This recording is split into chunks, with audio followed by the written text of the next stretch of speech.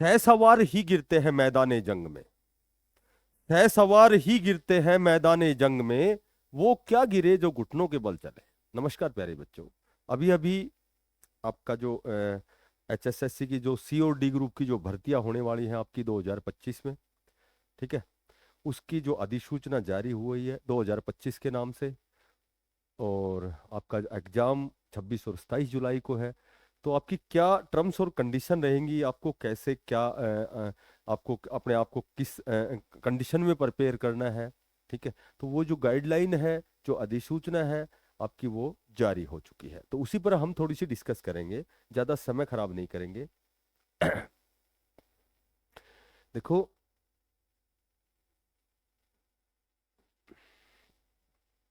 देखो ये group C और ग्रुप डी पदों की भर्ती के लिए हरियाणा सरकार ने अधिसूचना जारी की है। भारत के संविधान के अनुच्छेद 309 के तहत प्रदत्त जितनी भी शक्तियां का प्रयोग है वो हरियाणा के राज्यपाल, हरियाणा HSSC जो आयोग है के माध्यम से सीधी भर्ती द्वारा ग्रुप सी और डी के पदों पर भर्ती को विनियमित करने के लिए कुछ नियम बने हैं। नियम एज इट इज मैंने सारे पढ़ लिए हैं, ठीक है, आप भी पढ़ लेना। ये आपको टेलीग्राम पे मिलेगा।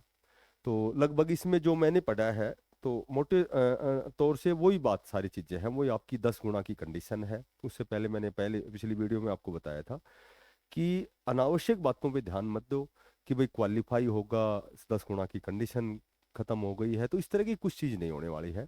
इसमें कुछ एक पॉइंट हैं जो आप खुद भी पढ़ सकते हैं, बाकी मोटे मोटे मैं आपको बताता हूँ कि पुलिस सेवा और शिक्षण पदों को छोड़कर, यानी पुलिस सेवा जो ग्रुप सी के तहत आती है, तो उसमें 10 गुना की कंडीशन नहीं है। क्योंकि 10 गुना की कंडीशन इसलिए नहीं है कि वो उसमें PST PMT होता है, फिजिकल जो आपका मेजरमेंट टेस्ट होता है, फिजिकल एक्टिविटीज जो होती है, तो उसमें यदि 10 गुना को ही बुलाया जाता है तो संभवतः आप समझ सकते हो कि सभी का फिजिकल क्वालिफाई नहीं होता है।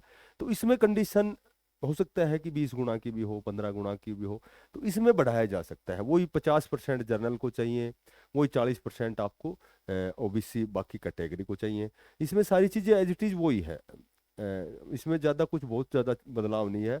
बस वो एक तो वो है कि जब नया जो आपका डी ग्रुप का CET अलग से होगा, पहले भी वही हुआ था। CET अब फिलहाल है आपका 26-27 जुलाई का। तो इसमें पहले से डी ग्रुप की जो फिलहाल अब की बार जो भी कंडीशन हुई है, जो भी प्रॉब्लम हुई है, बार बार आपकी वेटिंग लिस्ट आती है लेकिन वही रिपीट का मामला होता है। तो आगे से क्या होगा कि पहले ही जो भी कैंडिडेट है, जो भी स्टूडेंट है, उससे पहले ही पूछा जाएगा कि भाई आप क्या डी ग्रुप में जाना चाहते हैं या नहीं जाना चाहते, तो उसमें रिपीट का मामला खत्म हो जाए। तो इस तरह की चीजें आप इसमें पढ़ भी लेना, ज्यादा समय खराब नहीं करें। इसमें जो ओरिजिनल बात मैं आपको बताता हूँ, एक और भी एक अलग से एक नोटिस वायरल हो रहा है। और वो नोटिस क्या वायरल हो रहा है कि आपका जो अब की बार एग्जाम होगा, एक तो उस एग्जाम को, एक 26 तारीख का एग्जाम है, एक 27 तारीख का, दो शिफ्ट 26 में, दो 27 में। तो 26 तारीख के वो जो दो एग्जाम है, तो वो लगातार क्या करते हैं, उस पेपर को सोल्व कर देते हैं। तो उसमें नॉर्मलाइजेशन जो होता है, उसमें बाद वाले को फायदा होता है, पहले वाले को नहीं होता। क्योंकि बाद वाला जो कैंडिडेट है वो उसका पैटर्न, एग्जाम का किस तरह का पैटर्न है वो देख लेता है। तो कहीं न कहीं सुनने में ये आ रहा है कि संभवतः आपको पेपर नहीं दिया जाएगा। 26 तारीख का जो आपका दो शिफ्टों में एग्जाम है, उसमें शायद पेपर नहीं दिया जाएगा। क्योंकि उस नोटिस को मैंने पढ़ा था तो उसमें मुझे ऐसा ही समझ में आया कि उस वो पेपर नहीं दिया जाएगा। क्योंकि पेपर देने के बाद क्या होता है कि जो 27 तारीख का जिन बच्चों का एग्जाम होता है, तो उस पैटर्न को देख लेते हैं, उस पैटर्न को वो समझ के फिर वो जो 26 तारीख वाले बच्चे गलती करते हैं, 27 वाले वो गलती नहीं करते। क्योंकि गलती करने की जो वो जो कंडीशन है वो कम हो जाती है, गलती थोड़ी सी कम होती है। क्योंकि वो पैटर्न पता लग गया एज इट इज, उसको पता है कि भाई यदि पानीपत का प्रथम युद्ध इसमें पूछा है, सेकंड, तो वो थर्ड वो याद करके थोड़ा सा वो अपना थोड़ा सा स्कोर बढ़ाता है, ठीक है।